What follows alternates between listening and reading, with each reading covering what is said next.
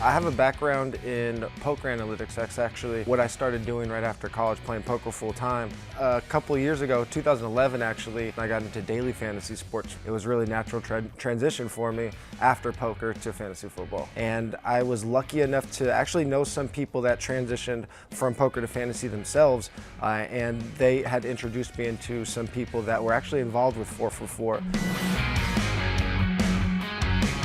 4for4.com is a fantasy projections website that also lets you customize everything for your own league settings. So it's a very customizable projection and rankings website.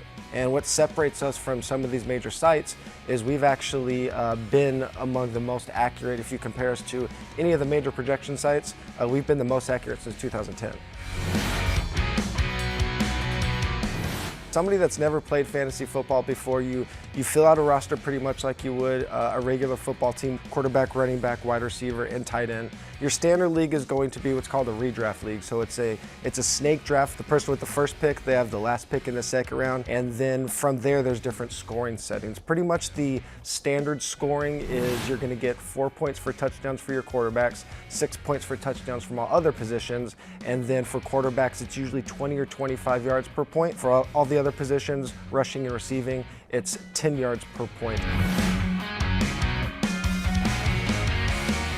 Regardless of what your league is or where your point settings are, Saquon Barkley is my #1 guy this year. It's just, he's going to touch the ball as much as anybody in the league. That 20 touch number for your running backs per game is kind of that magical number, and when the Giants are looking to get the ball to somebody, it's going to be to Saquon Barkley. He accounts for almost half of their offense, and you're not going to find that with any other player.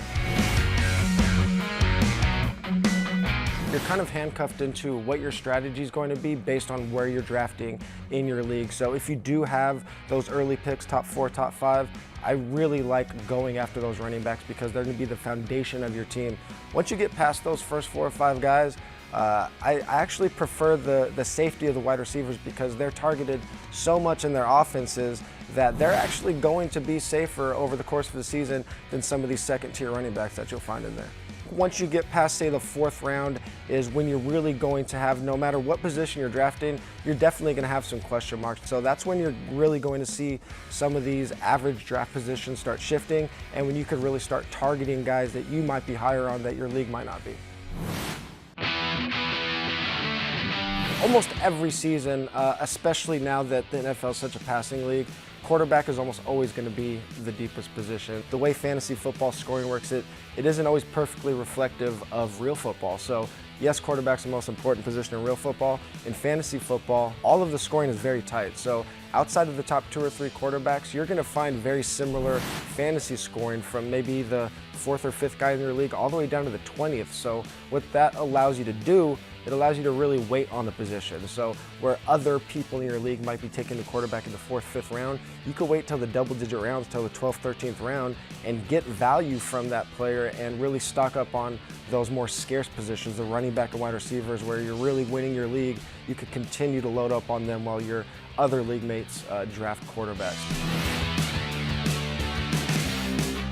So what I'm looking for with sleepers, I'm looking for guys that could fall into opportunity that wasn't there before, or a new situation that could really benefit a player. So starting with the latter, a new situation that I think could really benefit a player, D.D. Westbrook for the Jacksonville Jaguars, their wide receiver.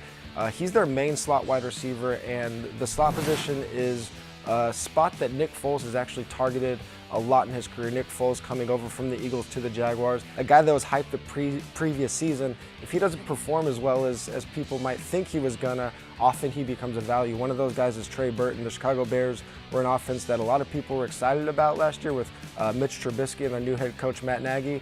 And Trey Burton did finish as a top 10 tight end last year, but he wasn't somebody that I think fantasy owners were rolling out on a consistent basis because he was so inconsistent.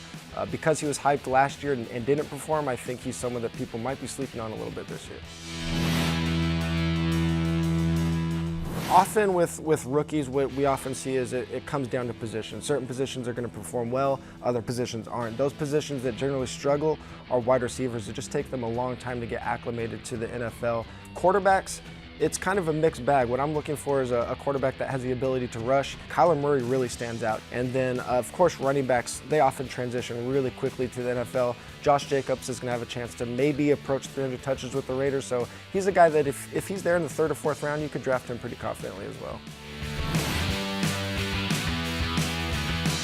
Draft day is usually the biggest day of the year for a lot of football fans, and then we only have 17 weeks to enjoy it. So prepare for draft day, have fun, and then enjoy those 17 weeks because it goes by really quick. I hope this information helped out a lot, and good luck winning your league in 2019.